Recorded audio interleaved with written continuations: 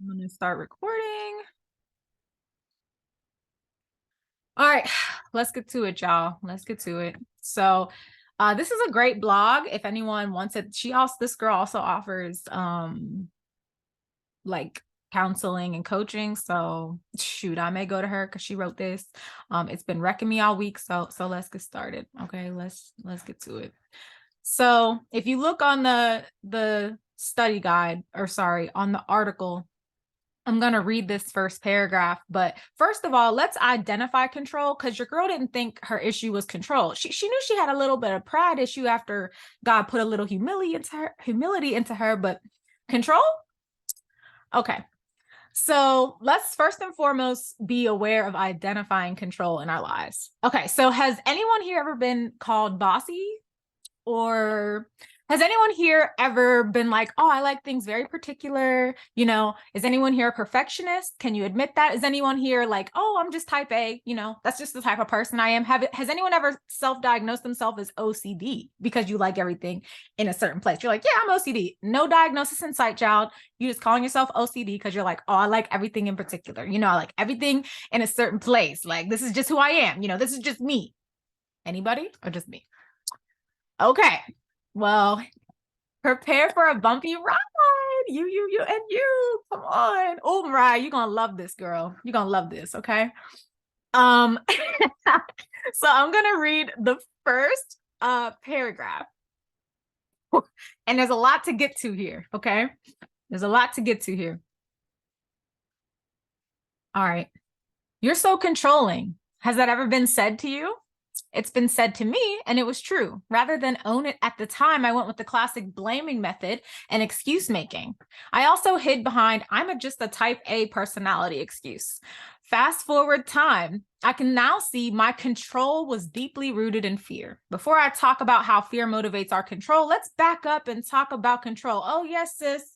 Let's go ahead and back up, because already let's talk about it. So blaming and excuse making, you're probably like, I don't blame other people. I don't make excuses. Well, I'm about to say some things, and let's see if you've ever said these things, right? I'm like this because every time you do this to me, you always, or he never, or she never. Or if he didn't do that to me, I would never be out here feeling like I can't date anymore. I wouldn't be so hurt that I feel like I can. Just me? Okay, cool. I just like things a certain way. I just like things to be a certain way. Okay, continuing. Okay, so control is defined as the power to direct people's behavior or the course of events. Oh my God, I'm so sorry, guys. It just turned off. Okay, control is defined as the power to direct people's behavior or the course of events. This means you are actually, drumroll please, manipulative. I'm going to explain it to you, but just sit with it for a moment. You are manipulative, sis. So the problem with controlling behavior is it's not part of God's purpose for your life. When we engage in patterns outside of God's purpose for us, joy and peace leaks out of our lives. This pattern is very damaging to our relationships. I like being controlled, said no one ever.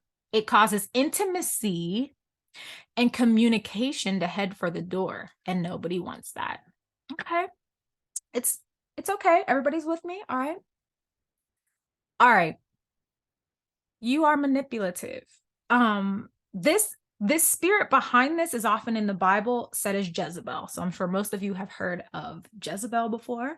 But Jezebel spirit operates in this vein. So if you're open to these behaviors, she or he, I don't know, I'm sure they don't have genders, have a way of influencing your behavior if you open the door. So we open the door to spirits or things that are not of us, like anger. Whenever you're angry, the enemy has an entryway to make you do things that you wouldn't normally do, right?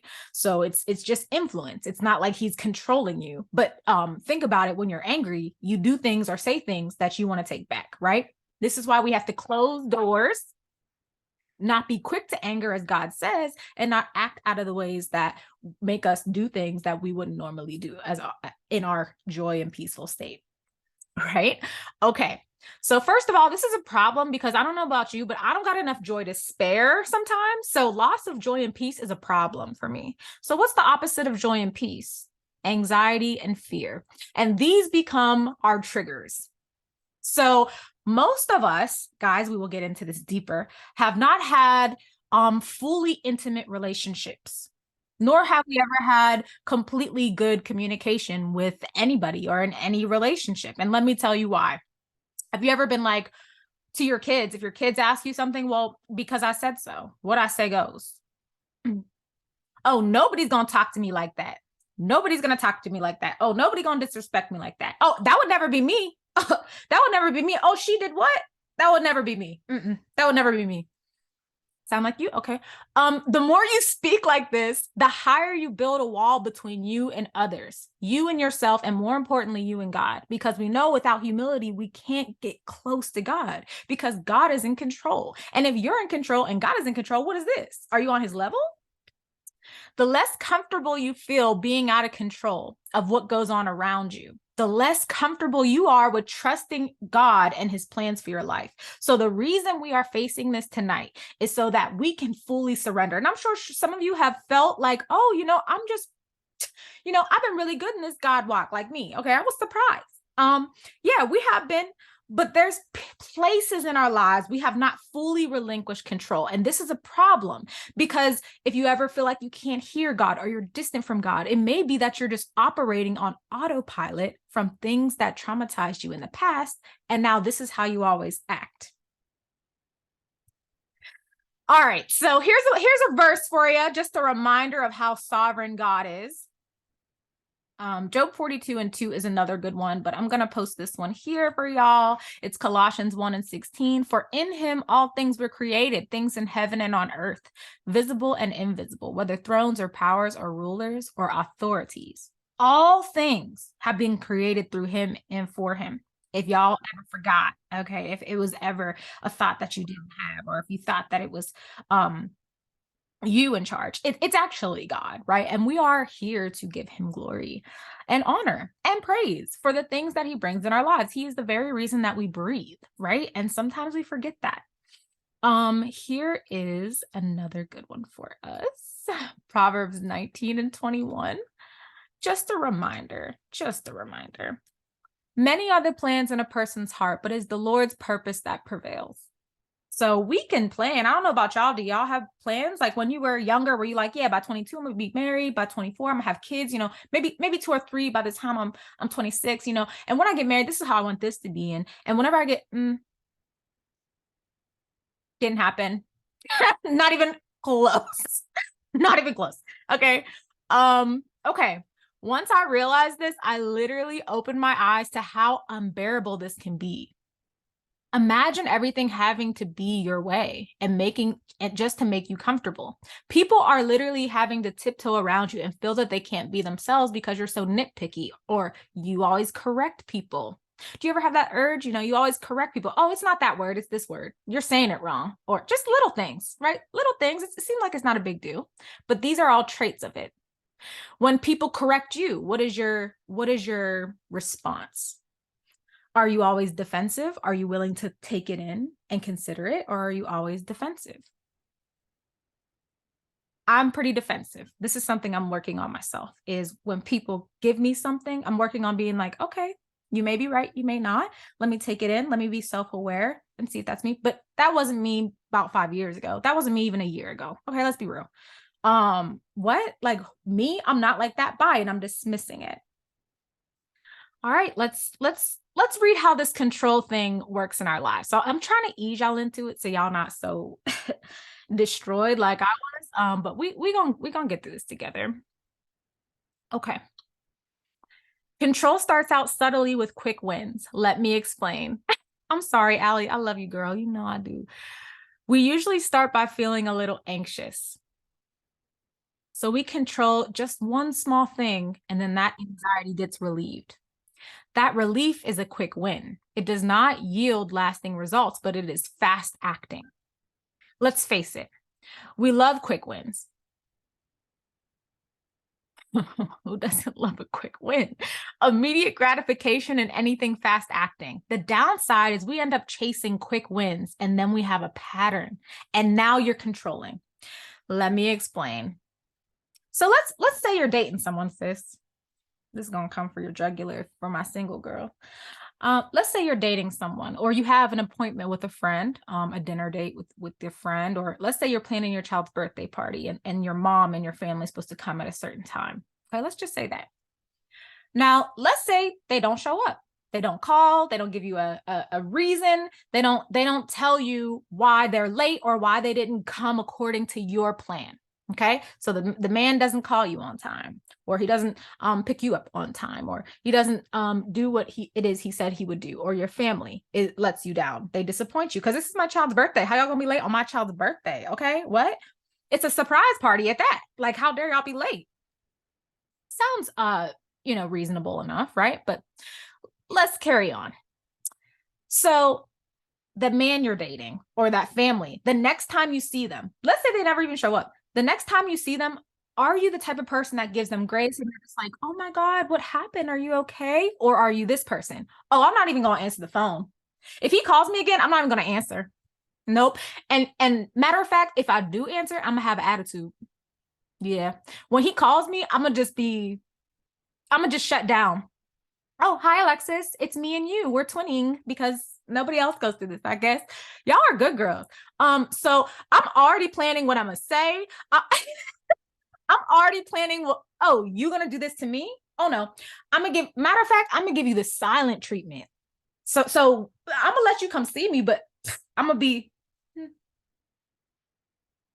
until you ask me what's wrong. Until you ask me what's wrong with me. I'm gonna go to work and be silent. I'm gonna get an assignment. Alexis, you understand this. I'm gonna get an assignment, and I'm not gonna like it when I get there. But when I get there, I'm gonna just take it, but I'm gonna be quiet the whole night so someone can ask me what's wrong. All right, since I'm gonna be just extremely transparent. The silent thing I do all the time. Like, that is my way of dealing with things. Like, I will literally, let's say I do go to work and I get an assignment I don't like.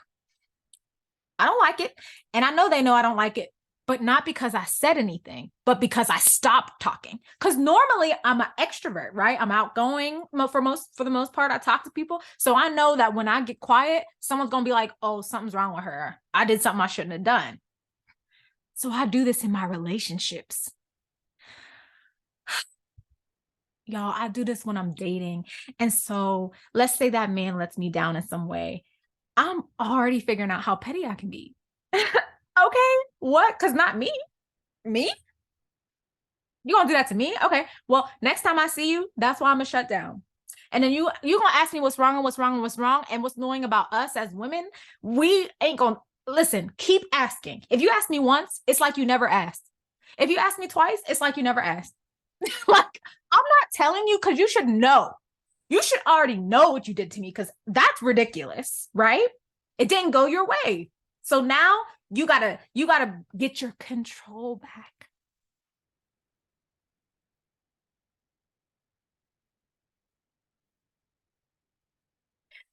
And babes, this is manipulation.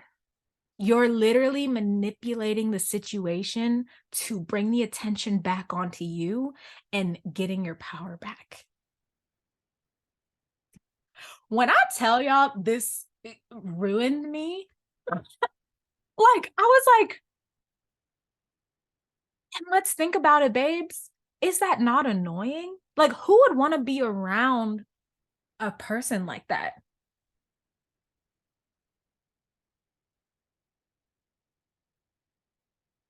Especially because God's about to bring in, a whole lot of kingdom marriages. We got to work on this now, babes. This is not how we're. And Mariah, let me tell you something. I thought this was a personality trait. This is how much I do this. I just thought this is how I am. Tab.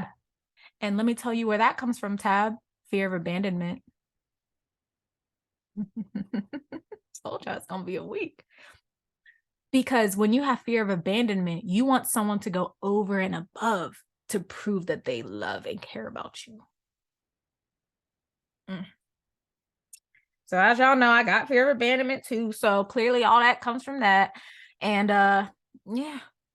Yes, Alexis, when I tell you I thought this was just my personality trait, I'm not like this is not a joke. I thought like, oh, this is just who I am. That's it. This is who I am. And so, ladies, I misidentified manipulation and being a brat with placing boundaries. Oh yeah, I'm just setting boundaries because nobody's going to treat me like that. And that's why I'm in very much control. You'll be in very much control and alone. You in control, but you don't, who want to deal with you? And we can't even admit that. And then you got people that are like, here's the toxic yes men in your life. Okay, girl, there's going to be a guy someday that he'll just be Prince Charming and he'll go over. Let me tell y'all something, y'all. Our expectations are ruined. First of all, Disney ruined us, okay? Because who didn't think a man on a white horse was going to come and save us? He has a castle for us to wait in, okay? Like Disney ruined us, first of all. So we already think men are supposed to do like go all out when it comes to us. So, okay. Let's say that this man actually had something happen to him. Maybe he's dealing with something he don't even feel comfortable telling you because it's all about you. He just had a horrible bad day. Maybe his tire went flat. He had a bad day. He calls you in the morning and you have an attitude. This man maybe lost his aunt yesterday, or let's say that his kid got trouble at school or his kid got sick, or he had to deal with his mom and got in a fight with her. And imagine having a day like that. And in the morning when you want to call the woman that you like, she greets you with an attitude. And now he has to grovel just to get to the point where you'll listen to his day.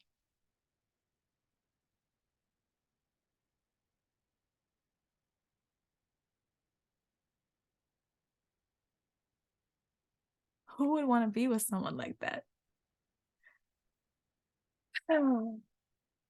If this not wrecking y'all, it's wrecking me all over again. I'm literally like, I'm hot. I'm sweating over here. But this is the level of self-awareness we need to start having. Because guess what, babe? You're not always right. It's not always them. Because let me tell you something about Mickey. It's always them. Because if you don't want to be with me, what's wrong with you? What? I'm worth it. I'm worth it. But you're asking people to do things over and above because of your own fear that you haven't dealt with.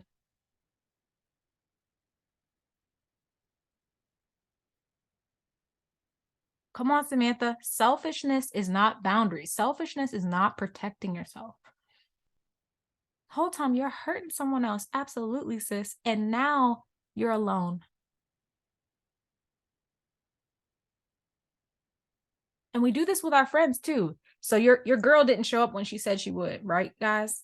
So y'all don't get an attitude with your friends too. Oh, I'm gonna shut down. I'm not even gonna call her. Then she calls you, hey girl, what's up? You don't know what type of day she done had. Uh-huh. Yeah. Mm-hmm. You were supposed to who wants to deal with that?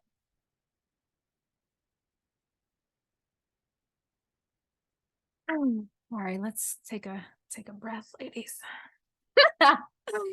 Okay. Come on, Samantha. But we don't got time. I don't got time for that today, but honey, we want everybody to go out of their way for us, but when we go out of our way for other people, we recount it. We make sure they know. Oh, I did this and this and that for you. So are you selflessly giving, sis? Or are you just giving so they stay? Feel like they need you. Tamar, your face. Sorry. All right, y'all. All right. That's just the intro. So we're not even to paragraph 3. So you being silent. Well, we've already kind of identified, some of y'all who have talked have already identified what you do to regain control. That's manipulation. You're manipulative, babe. I'm sorry, but you are. And who wants to be manipulated? People don't feel open to talk to you. People don't feel like they can even be themselves around you. People feel like they have to go over and above just to make sure that you're good so that you're not so volatile when they're around you. They have to tiptoe around you and you don't even notice it. As long as everybody's acting accordingly to you, you good.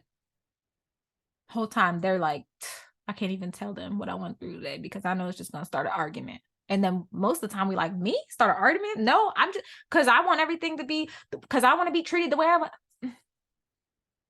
No, you're just trying to take back control. Tab, listen, sis, one step at a time. Okay, baby, we identifying it today.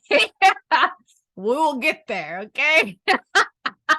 You gotta sit with this first. I know our first reaction is to like, okay, I got this. Let me fix it. Nah. Every time you do this now, you notice it and then we'll work on it. First of all, we're going to give it to God, right? But let me tell y'all something. If you have that problem solver mentality, that's still control.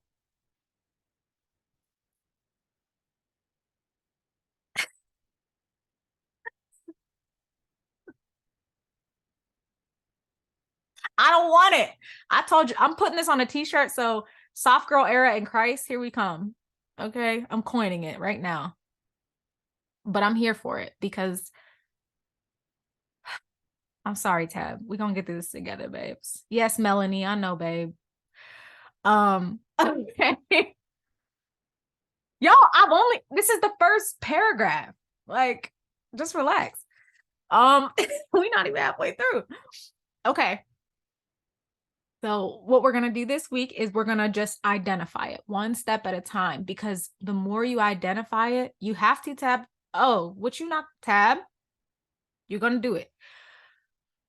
What we have to learn is to take one step at a time, because you're like, oh, I'm wrong. Let me fix it. That's perfectionism.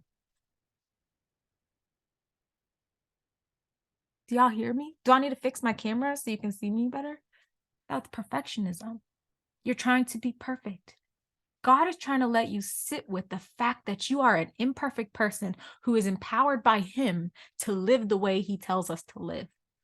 You cannot fix you. If you could, you'd be God. And then fix me, sis. You cannot fix you. What you can do is give the root of these things to God and let him heal them, and then begin to walk in his ways.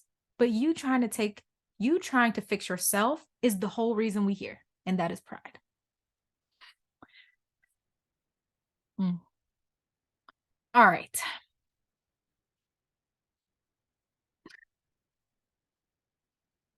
That phone call comes after someone did you wrong or let you down or disappointed you or didn't go your way. How are you reacting? Me, I'm choosing silence. Because one thing about me, I'm going to regain my control, because you're not going to think you have the upper hand. That's just me. So as it's coming up on the time, you're already plotting how to be petty. Think about it. It's about to be 9:30 and this man said he'd call you at 9:30. It's like 9:20. Oh, he ain't going to call me. Immediately negative. Immediately negative, right? Unless you a positive. If y'all one of the positive girls in here, speak up. Because one thing about me, I'm preparing for the worst. I'm preparing for being mad. I'm already ready.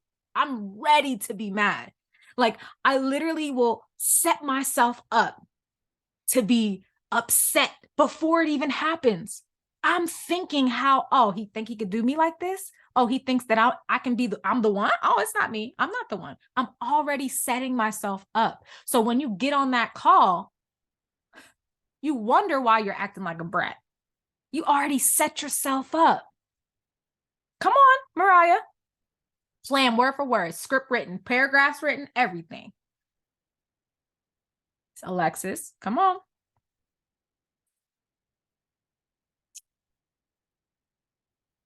You have to fix your hope. And if you haven't heard the sermon by Sarah, I think it's Hungry for Hope.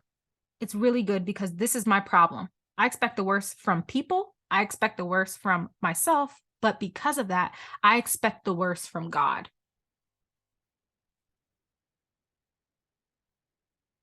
I prepare for God to tell me no. I assume God has already told me no. So I won't ask for certain things. I won't get my hopes up. Our hope is starved from fear.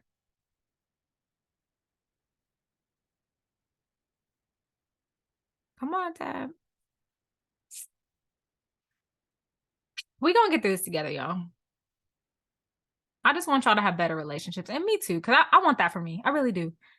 All right. If I do answer, I'm going to have an attitude. Actually, you know what? I'm not going to even answer. I knew they was going to do this. I knew they wasn't going to come through for me. Oh, if I see you tomorrow, though, I'm just going to be quiet. I'll see you, but I'm going to be quiet. Oh, Cam, Disney princess syndrome is real too, babes. I think I was there in my 20s. You'll get here. The cynic 30-year-old, the cynicism in my 30s, y'all, is wild. It be trying to take me out daily. Okay. I'm expecting the worst, period, from everyone. What is this? You are attempting to manipulate this person so that you feel like you are regaining control, that you are regaining the upper hand. Or what Alexis just said, I'm going to get you before you get me.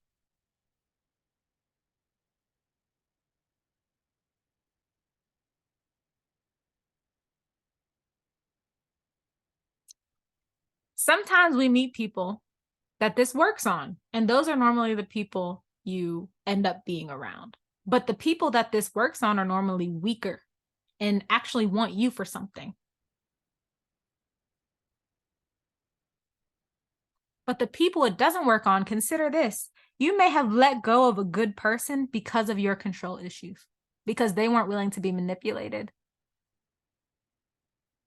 Because one thing about me, I'm going to block you.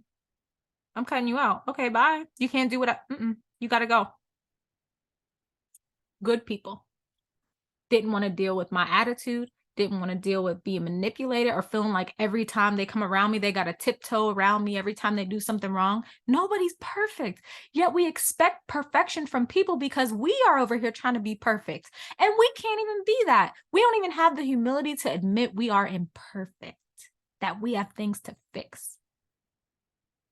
So because we think we're perfect, pride, we put it on other people, projection. And now they have to be perfect because we are.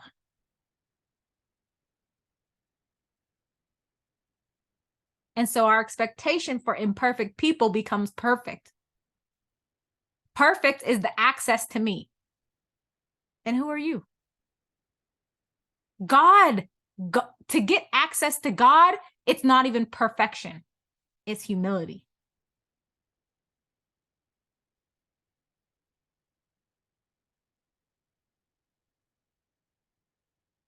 I'm just giving y'all a minute to write this down because if you're not, I'll say it again, I guess. Access to God isn't even you being perfect, yet you want other people to be perfect to get access to you. And who are you, sis?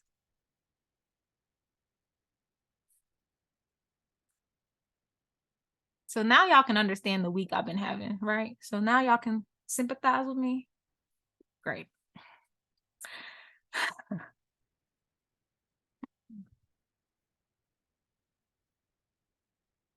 So the people that this works on, it looks like, okay, fine, have your way. I'm going to just do what she says she wants, so I don't even have to deal with this. Or people who won't put up with your stuff. Oh, he wasn't for me anyway. Next. We write them off as not for us when they really just didn't want to be manipulated. They really didn't want to have to just live up to this impossible expectation that you have for other people. And you have this impossible expectation for people because you have it for yourself, because you're afraid of failure. You're afraid of looking weak. God doesn't even expect you to be perfect, but you do. Make it make sense, sis. Because make it make sense. Explain. Why?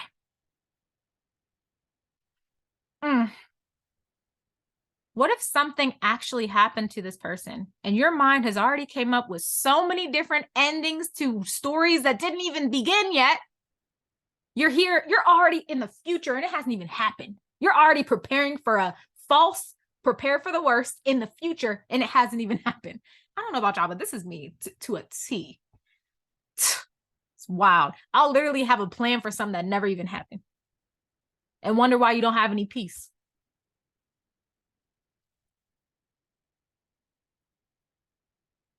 What makes sense anymore? Allie, I'm glad you're still here, babe. Okay. I love you, Allie. Okay. You're manipulative. I am manipulative. Mickey, me. I can be a brat. I like to have control. I like to be in control.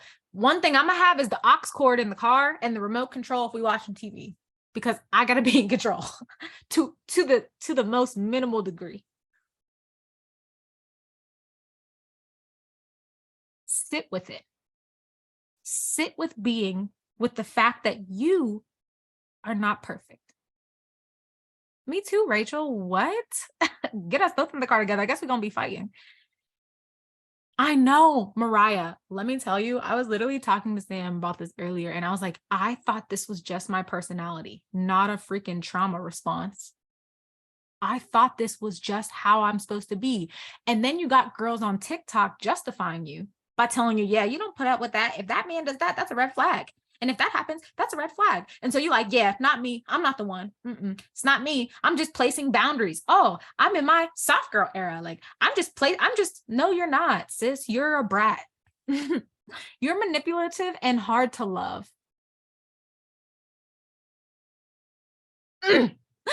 You are hard to be. And then you got the people, oh, no, you're just you. The way you are is, you are not hard to love. Listen to me. You've dated this man 3 months and you expect him to do things for you that a man who does love you would do, but he can't even fall in love with you because the way you're acting.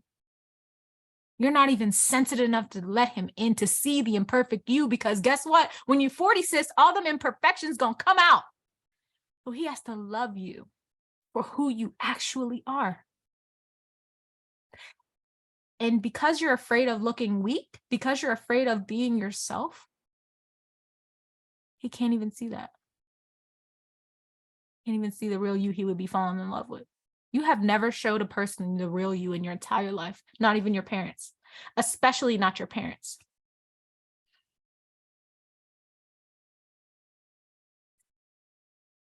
I love you, Destiny. Please don't leave me. No one has ever seen the real you fully. Sit with that. No one.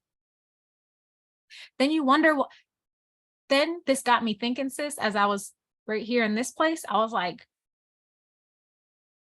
have I ever even, the people I said I love you to, I think I love that they were there. It's like, have I even ever really been intimate with anybody? Because I could never even show them. Samantha. Do I have to really answer this? I'm not.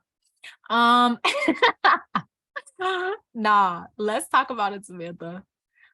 Oh, let me tell them what we were talking about, Sam. So let me tell y'all something. I grew up in a very tight Christian household growing up. My grandma was a pastor. My mom was about to be ordained before my grandmother died. So it was a Christian household, y'all. No Harry Potter, all that. And because of that, when I would ask my mom to do things, I literally remember writing out what I wanted so that she could read it and then give me terms and conditions, like just to ask her if I could go to a friend's house. Or it was always a problem. And because of that, it's really hard for me to ask people or tell people what I need or want as an adult. So when I tell y'all it's been a week, come on, Samantha. When I tell y'all it's been a week. Aw, Tab, I love you. And that's exactly where I've been this whole week. So welcome. I got the door open for all y'all, okay? All right, y'all. So now it's interaction time. We've been interacting this whole time. Okay. All right, your mind has already come up with all these false things, right? Now we are, Rachel, we are. And you're already in the future. You're living in the future, but God is right here all the time, right? He already has right now, right here worked out, and your future worked out. But if you would sit right here with him, here, in this place, giving it to God, be anxious for nothing, but tell him because he cares for you. If we actually would listen to that and sit with the things that are causing us anxiety, you may not even be mad once you come out of the presence of God. If you really get in the presence of God, you're not going to be mad when you come out.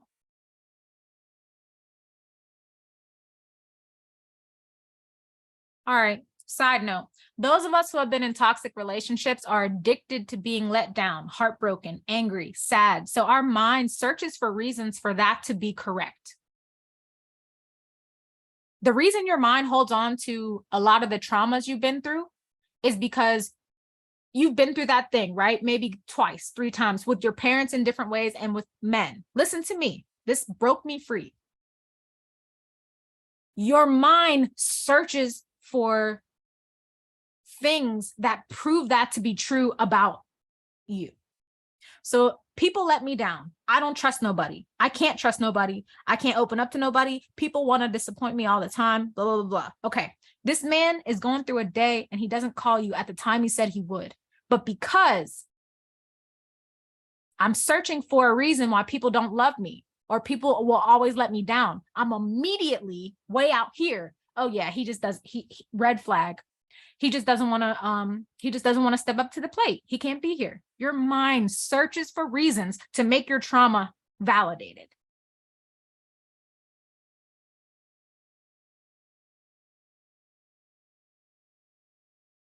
Mariah, you're killing me. I love you, Cherish. You know I do. Okay, y'all.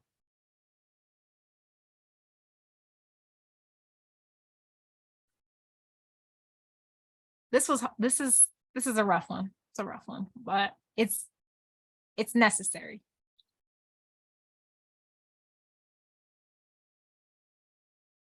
It makes us selfish because we make it all about our comfort and not other people's.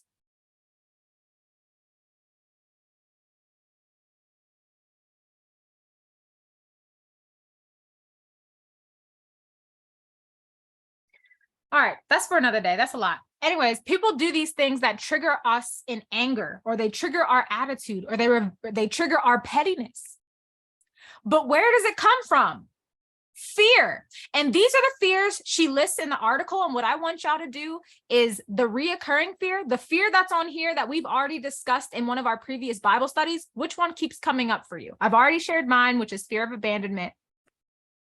But which one keeps popping up for you?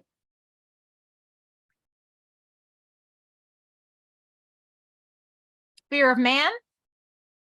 Oh, my second one? Well, no, they're about the same. Is fear of experiencing emotional pain. But mine is not just pain. I'm actually afraid of experiencing strong emotions in general. Hi, it's me. Like, what?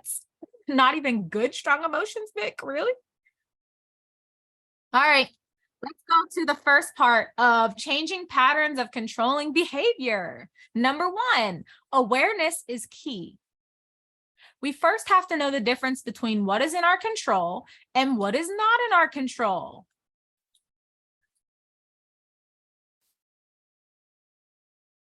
Here's a chart that she has on this article that will help you figure out what's in your control. You are in control of your own thoughts, feelings, and behaviors. And I've been telling y'all, we get lazy with our thinking. And so we dwell on what's wrong. Always, constantly, because we're trying to problem solve it. Because if I can just fix this thing, then I'll have peace, right? So you're constantly dwelling on what needs fixed or what you think needs fixed, which is control. What does God say? He says, cast down every vain imagination that comes against what he says. So if he says your portion is peace, but you're dwelling on anxiety, but anxiety comes from fear, and he says, I do not give you a spirit of fear, but of power and love and a sound mind, but you dwelling on anything but. What do I need to be doing? I need to be casting down the thoughts that cause me anxiety, which means I need to rest in the fact that God has it. God is in control. God loves me. God has good things for me.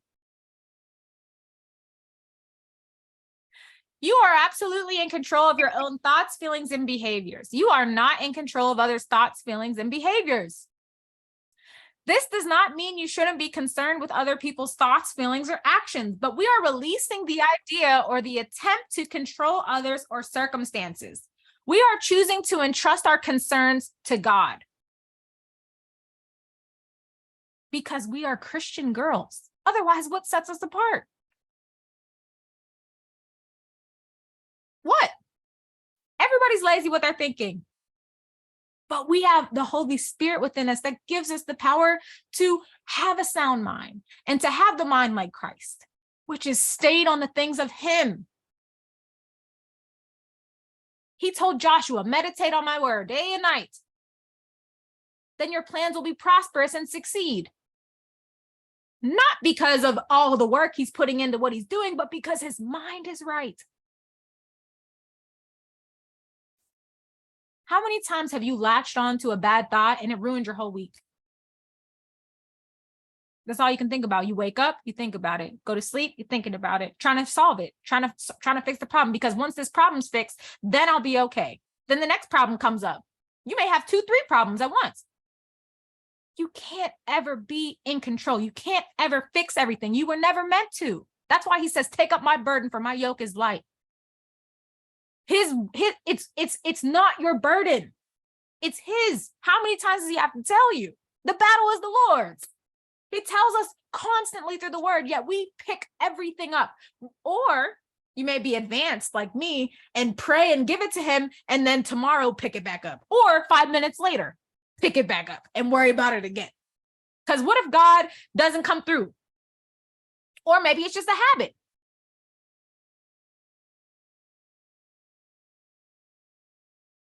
For God gave us a spirit not of fear, but of power, love, and self-control. And in other versions, it says sound mind. Yep, Tia girl, me too, babe. That's 2 Timothy 1:7.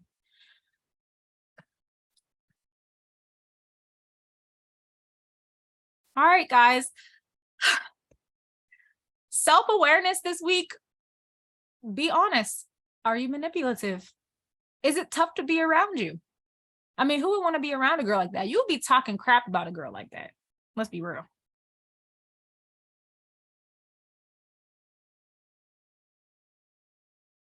Me too, Tab. Me too, babe. All right, let's go to number 2. Put your desire for changing controlling behaviors into words.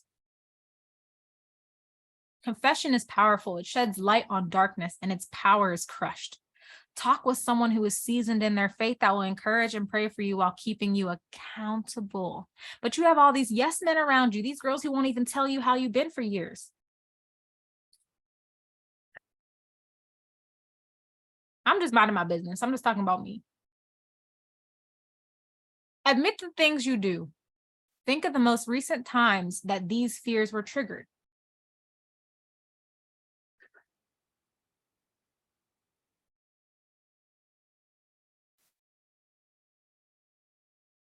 We need to confess to God that we have these problems. You can't just be like this and then never be aware of it or confront it.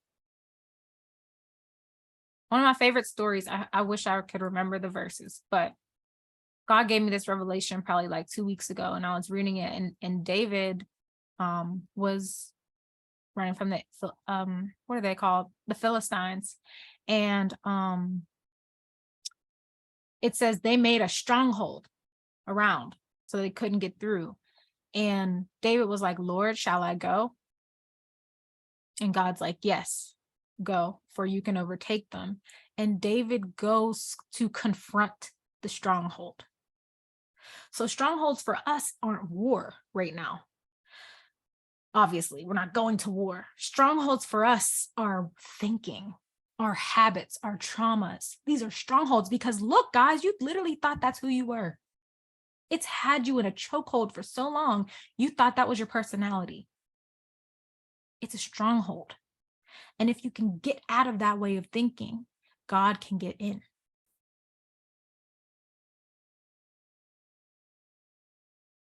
You're keeping him out by telling him you got it. He got it. These are strongholds. We are to confront them. God already told you have power over it. For I've given you the power to trample serpents and scorpions and over all the power of the enemy, and nothing shall by any means harm you. So if God tells me to go confront a stronghold, that's what I'm going to do. So when you get to this point where you're like, oh, I'm manipulative. First of all, that's humility. I'm not perfect. I am manipulative. It is tough to be around me. Lord, I don't want to be like this anymore. And I need you to just show it to me. Don't immediately go to, oh, we need to fix this. Okay, Lord, how do I fix it? Okay, yes, but that's still you trying to take control and fix yourself. We are to partner with Christ, not just woof, and do everything yourself. God's like, all right, that's the problem. Now go fix it. No, things need to be healed. It's from pain. It's from trauma. It's from our parents. It's from our relationships. Things need to be healed. Take it slow.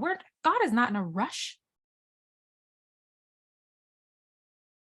God is not in a rush. He's not in a hurry. We are. Okay, so if I can fix this, Lord, then everything's great. All right, now let's go ahead. Now he's like, nah, I need you to stay here and work this thing out completely, because when I come in and make a move, it's a permanent change. And you'll never go back to this. But if you try to fix it and you try to control it, you're going to always struggle with it.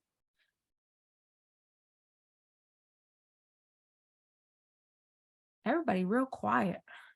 Y'all are real quiet right now. Okay. Number 3, journal for deeper understanding of the whys.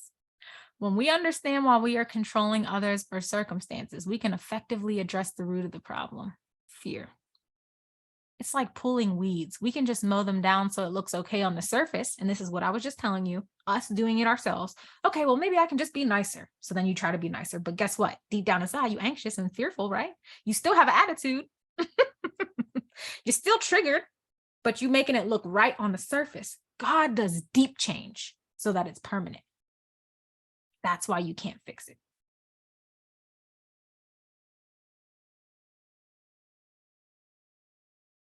The same goes for patterns of relating. Come on, Allie. If we try to do better outwardly, only you will grow weary. And what does he say in the word? What verse is that triggered in your head? Oh, come near to me, those who are weary and heavy laden, and I will give you rest. Because you aren't meant to do this on your own. You weren't meant to fix this on your own. The reason God shows you these things is to show you your humanity, to show you that you need him. But what do? Okay, God, thanks for showing me. Now, how do I fix it? Okay, now I'm just going to try to be nicer. Okay, now I'm just not going to get attitude. But now, because you didn't take the time to fix the root of the problem, the heart problem, you still have an attitude and you want to go off. So now you're just holding things in. Eventually you blow. So it's a quick fix, but not a permanent change. The only way to have a permanent change is to let God come in and heal that wound that keeps getting pulled back when people let you down, when people think you're weak. You think people think you're weak. People probably look at you and think you're strong, but you're so weak inside. And that's what you tell yourself. And so you think other people can see it. That's projection.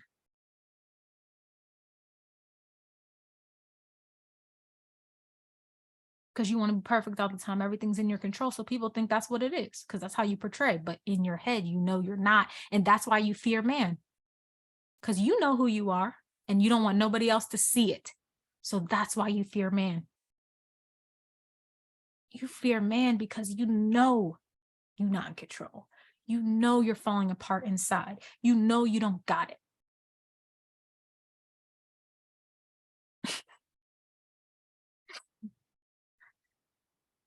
Let me read that again. It's like pulling weeds. We can just mow them down so it looks nice on the surface, but pulling them out at the root is more effective. The same goes for patterns of relating. If we try to do better outwardly only, we will grow weary. Instead, let's get to the heart. So she has a wonderful journaling method to do. And I kind of want them to be our discussion after. So I'm going to hold off on them. So let me go to number 4.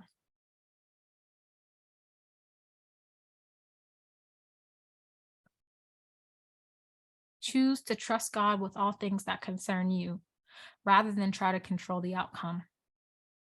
I remember a Beth Moore study I did years ago, and something she said to me never left. Control is a screaming testament of your distrust in God. And what did I tell y'all last week? The area you question the most, the area you think you need fixed the most, the area you problem solve the most is the area you least trust God. So you may be surrendered in other areas of your life, but that area, you don't trust him in. Who do you trust more, the Creator or yourself?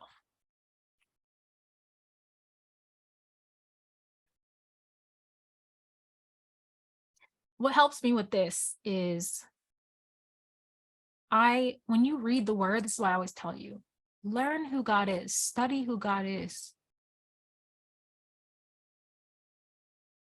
Because once you get to know who he is and you know that he's God and he's constantly like that, you're building trust. It's a relationship. It's not religion, it's a relationship. This is why Jesus got so upset in the word, because it's relationship. And if we're constantly looking at God as a punisher, or God as someone who has a vendetta against you, or every time you sin, he's going to take you down or take things away from you. If you see God like that, who would want to